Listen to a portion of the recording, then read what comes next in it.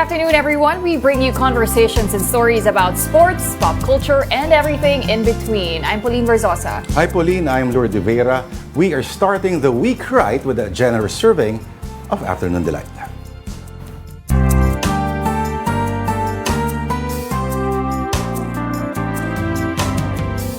So, it's the start of another work week. July 29 na po, Monday. My favorite day of the week, Pauline. Ayan, favorite day talaga, no? Of course. Sipag talaga. And of course, our day is not complete without ang delight of the day dito sa show na ito. Totoo ba ito nakikita ko? Bakit? Isang daang taong laban, meron na tayong kikiam. Pwede yun na. Pwedeng version yan. Okay. Ang aming delight is kikiam. At hindi lang po kikiam, meron pang gulaman. Boom! Oo, diba? Ikaw ba, ito ba yung street food to your liking, Tita Pa? Oo naman. Masarap to kasama may squid ball, ganun. Alam ko yan, sa tapat ng Mascom. Oo. Actually, tapat ng music yun eh. Yes. Nakiki-fishball lang kayo sa tapat ng Abelardo Hall. Tama. Oh, pero talaga, no? Pero bakit Masarap pa ito pinili natin? Ito yung napili ng ating producer. Okay, ayan po dahil patok po ang kikiam, pati ang gulaman sa labas ng mga school at alam naman natin na opening na po ng klase sa mga ilang public school sa bansa ngayong araw. At ito, yung talagang sinasabi ng mga magulang na health conscious na, anak, kahit anong gawin mo, wag lang yan. Wag lang, street food. Ito yung mga Sarap, pagkain na una lang matututuhan.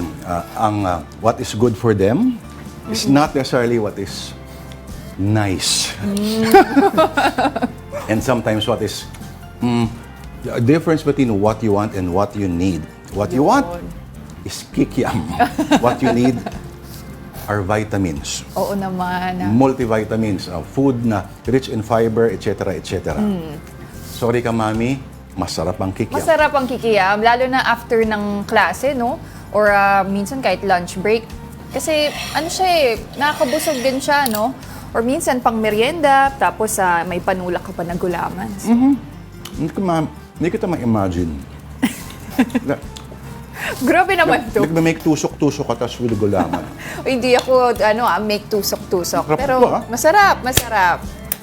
Ayan, perfect na perfect today. Ngayon nga po na opening po ng klase sa ilang public schools. Correct.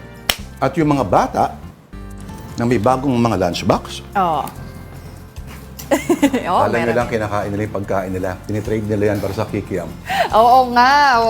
After Ikaw ba school. iyakin ka ng first day of school nung ikaw nasa elementary? Parang hindi naman, pero nalala ko, hinahanap ko yung parents ko pagka sa Diba? Pero hindi naman ako umiiyak. Okay. Oo. Pero, syempre, when you're young, di ba, laging gusto mo nakadikit ka lang sa mami mo. So, Akala mo iniwan ka na nila. oo, lalo na pag preschool, di ba? Pero as you get older, parang masaya na rin pumasok. You get older side, doon ka na nga. Lahat ito ako sinusundo. Lahat kami ng friends ko eh. Yan. The times. All right. Now, as we said, classes have opened in public schools today, and we will be checking on one school with our mobile journal, Merimon Reyes, later on in the program. Yan. Alam ko yung school na yan. At sigurado ako, naging maulan ng back to school ng milyon-milyon mga estudyante. Today, ang weather update, we will share maya-maya lamang po.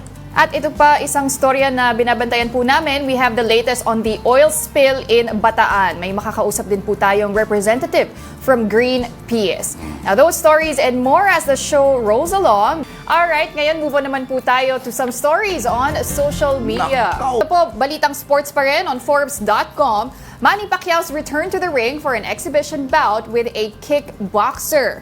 So, nangyari nga rin po ito over the weekend, at it ended with a draw. Pero marami nagsasabi, Manny Pacquiao isn't how he used to be. Medyo mas mabagal nga ang sinasabi ng na hindi pa critics. bumabagsak yung matangkad na yan. Hindi, pero believe ka rin doon sa kickboxer. Oh yes, oo. Kasi kung baga nakatagal ka kay Manny Pacquiao, na first time yung mag-box hindi talaga siya kasi boxer. kickboxing talaga ang sport niya. Or baka knowing Manny, medyo naging gentle lang siya kasi ngingiti-ngiti pa eh. May isang journalist nga ng Ring Magazine na si Jake Donovan na ang assessment niya is parang he's not sure how hard Manny Pacquiao trained for this exhibition. Baka hindi nga raw siya naghanda para dito kaya ganun lang yung kanyang pinakitang laban. Or maybe that's just what's left of his 45-year-old body. Ay, grabe naman. Hinusgahan na agad. Exhibition match lang yan. Sa bagay, Tapos sabi kay oo. Tyson tsaka kay Jake Paul. Ay nako, anong na nga ba nangyari doon? Hindi pa yata, Tutuloy diba? ba? Oo, wala pa. Maganda, ganun. Tyson and Pacquiao exhibition. Hindi kasi di ba, kung ang layo ng disparity sa height, makikita mo. Meron nga si Ryan Garcia, di ba? Nag-post din ng picture with Manny Pacquiao. Sabi niya, it's on like Donkey Kong. Pero parang wala pa namang balita It's on kung... like Donkey Kong. Yun yung caption niya. Pero wala pa namang balita kung maghaharap nga yung si King Ryan Garcia. It's on like Donkey Kong. Yan talaga yung caption niya. Alright, moving on time.com, Robert Downey Jr. is returning to the Marvel Cinematic Universe. This time not as Iron Man, but as Doctor Doom, the supervillain in Avengers Doomsday and Avengers Secret Wars. Fan ka ba ng Marvel? Oo, nung comics. Yung comics. Oo, So pero what can you say yung about cinematic this? universe, ika nga ni Martin Scorsese. Magkakaroon tayo ng argumento kung alin ang cinema at alin ang theme park ride. Ay, ganon. Theme park. Sorry pero yung Doctor Doom, ito'y talagang iconic Marvel character. Okay. In fact, may rapper nga ng pangalan na si MF Doom. At nakamask lang siya.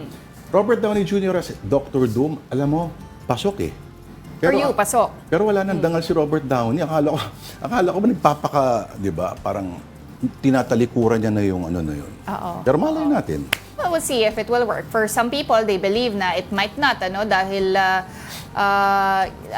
grabe na nga yung legacy na iniwan niya by playing the character of Iron Man. Pero tingnan natin, di ba? Why not? Babalik tayo sa mga French. Oo. Di ba? Yung pag-embrace nila ng mga supposedly hindi endemic sa kanilang kultura. That's very French. In fact, ang classic example yan ay Louvre Museum. Di ba? Ano yung unang makikita mo sa Louvre Museum? Yung pyramid na glass. Yes. Na ang architect ay Chinese. Oh, talaga? Si I.M. Pei. Oh, okay. Isipin mo, yung juxtaposition dalawang magkaibang elemento. Noong una, may mga umangal, pero yung integration ng dalawa ngayon, that's very French. Ayun. In fact, yung Eiffel Tower, wala naman dati yan. Marami nagagalit dyan. Oo nga. Ayan. Well, pero for now, we're gonna take a quick time out first. Marami pa po kaming kwento sa inyo. Magbabalik po ang Afternoon Delight.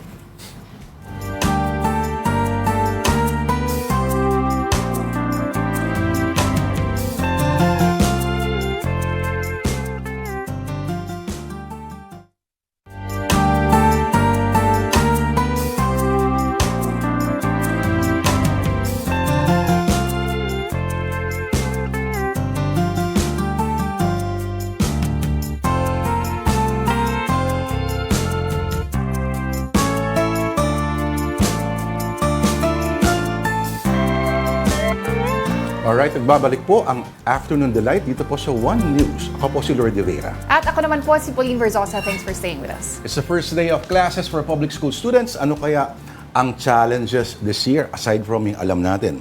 Yung iba ay hindi pa makapagbukas sa bagyo, sa baha. And for the latest, we have Mobile Journal, Merimon Reyes reporting live from Manila. Merimon, nasan ka ngayon at kamusang unang araw ng eskwela? Nako, Lourd and Pauline, di hamak na hindi naging maganda ang panahon na lumipas na linggo, pero para sa karamihan sa mga paaralan dito nga sa Manila, especially dito ngayong nasaan ako ang Victorino Mapa High School sa San Miguel, Manila, tuloy na tuloy ang first day of classes. Actually, ito pa nga yung isa sa 5 paaralan na supposedly ay delayed ang first day of classes. Pero dahil nga nagkaroon ng survey, ayon sa principal ng Mapa High School na si Sir Edmond Villarreal, may capacity na pumasok na karamihan, if not all, ng mga estudyante, mga empleyado. Kaya pinagpatuloy nila ito. Yun nga lang ang naging challenge dito. Siyempre, unang-una yung Brigada Eskwela. Dahil sa 2-day suspension na nangyari, Friday, Saturday, umabot ng Sunday ang Brigada Eskwela, pati nga yung misting para naman maiwasan yung mga sakit, yung mga dengue na may kinalaman sa panahon ngayon. Pagdating din sa number of enrollees, yung approximately 3,000 na population ng paaralan na ito, so far stable pa naman daw ito at ina-expect pa nga na baka madagdagan pa ang mga enrollees kasi nga ina-anticipate nila na baka hindi lahat ng mga estudyante pumapasok ngayong linggo. Pero for today kasi itong nasa likod natin, orientation ito ng mga estudyante. After ito, tomorrow pa ang start ng regular classes dito. Pero bukod sa kanila, yung 4 pang paaralan sa Maynila nga na hindi natuloy or delayed yung opening of classes nila, ito yung Arellano High School, Calderon High School, Lacandula High School, tsaka Tondo High School. So, antabayanan din natin kung kumusta nga ba yung sitwasyon nila. Pero one thing's for sure, hindi ngayon ang opening of classes nila. Lord, Pauline. Alright, Marymon, kamusta naman na yung attendance sa mga estudyante ngayong Monday? Alam natin sa ilang mga schools, no, hindi pa rin tuloy yung pasok. Paano naman yung mga nandyan, no, excused ba yung hindi pa rin makakapasok dahil sa bagyong Karina? Yes, Pauline, nung nakausap natin yung principal nga ng paaralang ito, nasabi nga na since ngayon ay orientation day, ina-anticipate nila yung number of attendance, kung ilan ba ang makakapunta ng face-to-face, or kung mas magiging effective nga ba yung blended learning. Kasi ang setup din nila dito is blended learning. So halimbawa, Monday, Wednesday, Friday, may certain levels lang na papasok ng face-to-face and then yung iba, virtual classes. So flexible yung pagdating sa pag-accommodate nila sa attendance ng mga estudyante. And for this week, ina-anticipate nga nila na baka hindi sobrang consistent yung magiging attendance ng mga estudyante, especially those na mga nanggaling sa lugar na posibleng apektado. Kasi yung ibang mga magulang na nakausap natin ang nasabi, nahirapan sila sa paghanda ng uniform, pagpapatuyo nito. Yung school supplies din, medyo may iba din na nahirapan sa pagprepara ng gamitan ng mga estudyante. So hindi naman ganun ka-strict nga itong pamamalakad ng paaralan pagdating sa attendance ng mga estudyante. Even si Education Secretary Sonny Angara, nagbigay nga rin siya ng order ng case-by-case basis. So meron din namang control ang paaralan para makita yung kondisyon at yung estado ng mga estudyante, even ng mga empleyado, kung meron ba silang capacity na pumasok, may capacity pa sila na mag-comply sa requirements, at iba pang mga pangangailangan ng estudyante. Balik sa inyo. Dito papasok yung pinag-uusapan natin last time. Yung nasa Marikina na under the jurisdiction of the City of Manila, may pasok sila. Ayun, Oo.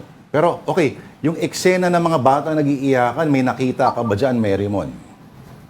So far, wala pa kasi medyo naging maganda naman ang energy ng mga estudyante dito. And I think malaking factor dito yung influensya ng mga teachers. Nakita kasi natin kanina umaga pa lang, bandang 6 a.m. may mga estudyante na dito na pumupunta dahil per year level may specific time frame para sa orientation nila. And so far, okay naman yung energy dito. Yun nga lang, inaantabayanan pa rin ng mga guro, yung capacity nga ng mga estudyante. Kung kakayanin na ba nilang humabol o kung meron pang hahabol ng enrollment hanggang sa mga susunod na linggo. Balik sa inyo. Alright. Maraming salamat sa iyo, Mobile Journal, Marymon Reyes, nagbabalita mula sa Maynila, at sana hindi ka na muna dumaan sa baha. Okay, meantime, here's a quick rundown of more stories on One News. The Office of the Solicitor General has filed a quo warranto petition against suspended Bamban Mayor Alice Guo. The petition challenges Guo's eligibility to hold office, citing her status as a Chinese national and allegations of serious dishonesty. The embattled mayor is facing investigations on her alleged connection to Philippine offshore gaming operators or POGOs. Meantime, it's a rainy Monday for some parts of the country. That's because of a low-pressure area spotted 220 kilometers northeast of Apari in Cagayan. State Weather Bureau Pagasa says the southwest monsoon or habagat will also continue to bring rain showers over western Luzon. And circling back to our top story today, over 800 public elementary and high schools in the country have suspended the opening of classes for school year 2024-2025. That's due to the impact of Typhoon Karina and the southwest monsoon or habagat. 19.2 million students nationwide are enrolled this school year. Now, in other news, 2 oil tankers have sunk off the coast of Bataan recently. And of course, there's an oil spill to contain. And to talk about that, we have Greenpeace Philippines climate campaigner, Mr. Jeff Chua. Sir Jeff, good afternoon and thank you for joining us. Good afternoon po, Pauline and Lourd.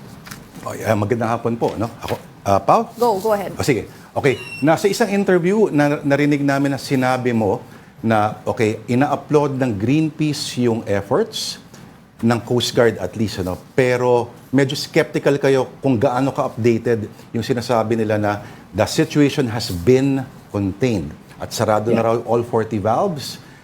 Pero kayo kahapon mismo raw nagpunta ka doon mismo, Sir Jeff, no? Ngayon, ano ba ang assessment at considering sabi mo na dahil sa nag-iiba yung hangin, yung tide, yung direksyon, posibleng pumunta na ng Cavite. Sir, ano ba yung extent ng damage na po kaya? Right.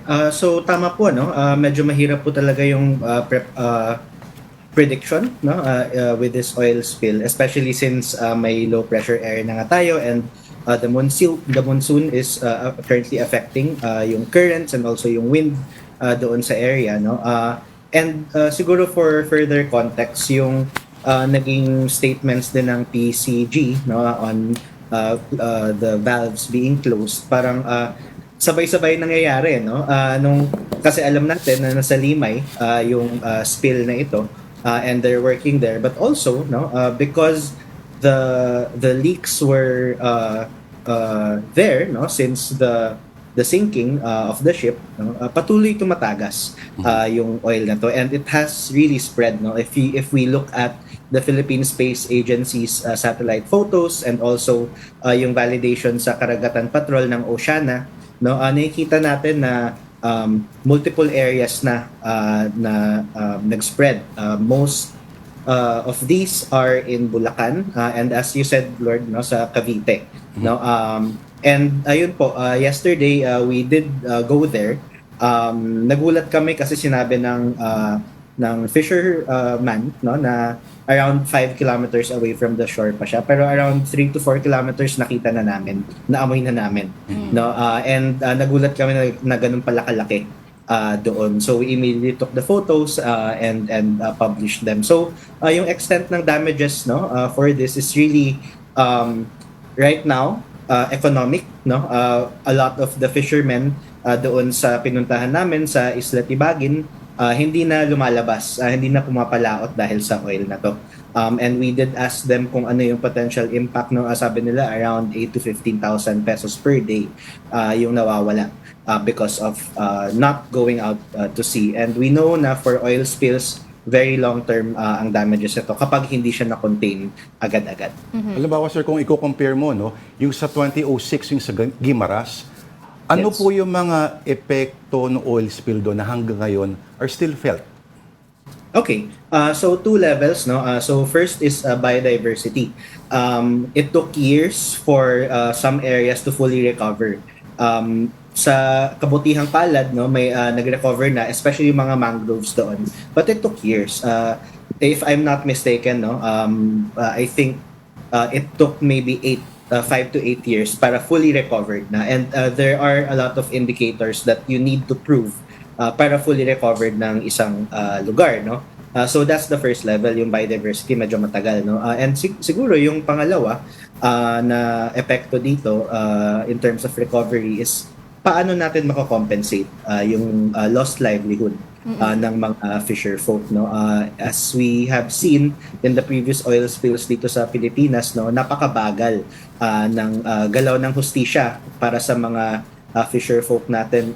If yung sa last year sa Mindoro oil spill, no, it's only this April na nasimulan yung compensation schemes for the fisher folk. It took 1 year, no, para ma-compensate, and even worse for Guimaras, no.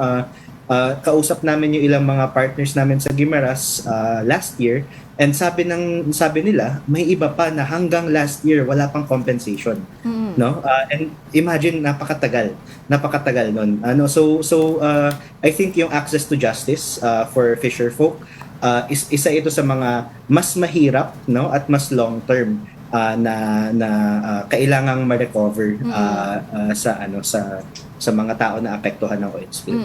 Sir Jeff, you're talking about yung compensation nga, and it has been reported that the insurer of MT Terra Nova has been moving to pay for damages naman dun sa mga naapektuhan nga. Pero sir, ano po ba usually yung compensation na binibigay nga ito dito sa mga fishermen, pati na rin po sa nag-clean up nung oil spill? Yeah. So usually economic losses, no, yung kino-compensate. So minsan yung computation, it can be a number of days lost and set against ito sa usual incomes ng fisherfolk, and of course yung valuation ng mga catch, no, which is why, for example, ngayon I think a few weeks ago napasa na yung PENCAS law, no, yung natural resources accounting law, essentially, at kailangan natin talaga to para mabigyan ng value, no, ang mga for example, for dito, no, yung mga pinsala, no, and unfortunately yung mga computations na to aren't shared in public, no.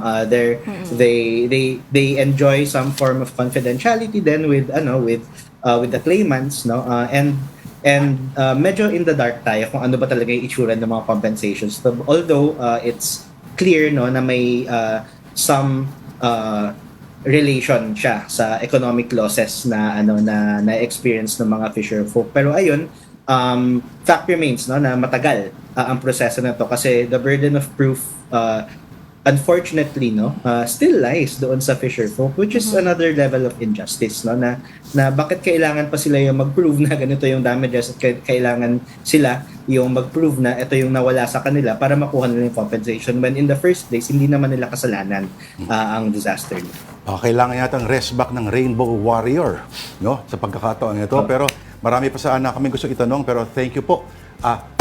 Sir Jeff, maraming salamat po, sir. Talagang tunay na people versus oil ang sitwasyon natin, part pa rin ng kampi nila. Thank you, Sir Jeff. Maraming pong salamat. Alright, yan po ang Greenpeace Philippines campaigner, Mr. Jeff Chua. Thank you, sir. You're still watching Afternoon Delight here on One News, but it's time for another breather. We'll be right back.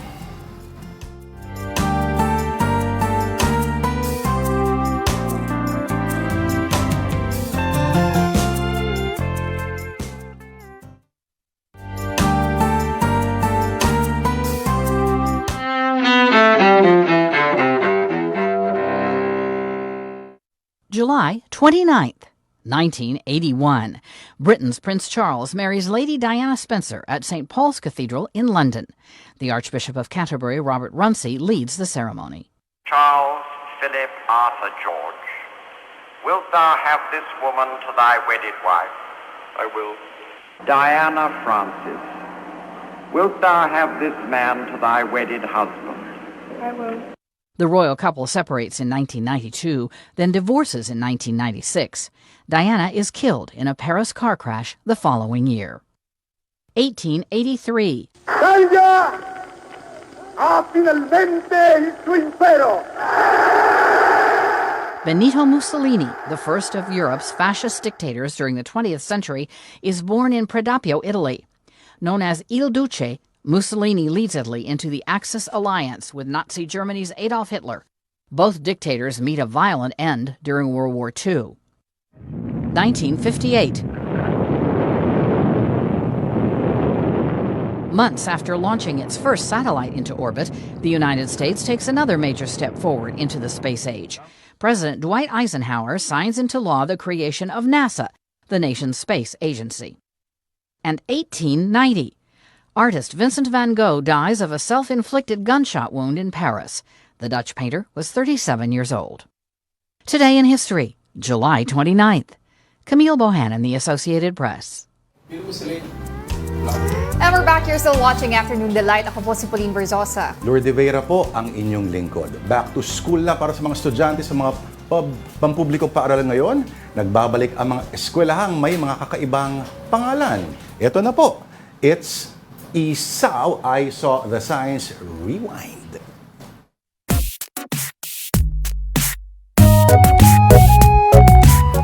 Alright, believe it or not, Tita Pau, these are schools that actually exist. Tignan natin yan. Anong pangalan ng mga schools na yan? Okay, pakibasa nga, Tita Pau. Tintian? Tintian. Uy, Tinitian. Sorry.